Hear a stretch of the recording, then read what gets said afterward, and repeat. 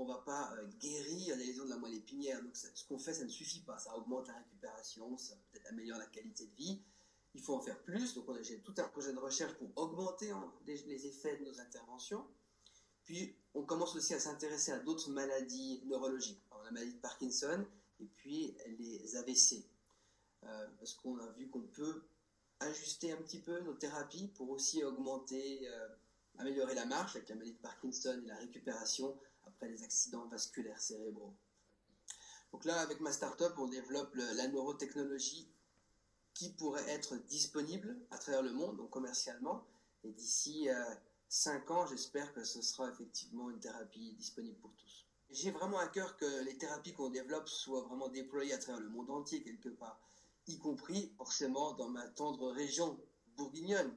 Donc on a eu un peu des discussions avec le centre de réhabilitation, Divio, etc.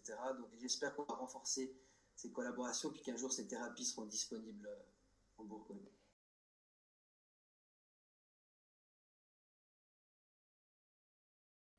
Oui, il y a eu beaucoup d'améliorations, j'ai vu sur les 10 dernières années, beaucoup plus d'investissement vers les jeunes, leur donner beaucoup plus de possibilités d'indépendance. C'est très important, je pense, quand on est chercheur, quand on est jeune, qu'on vous donne l'opportunité de tester vos idées, plutôt que d'avoir un système très vertical comme on les aime en France.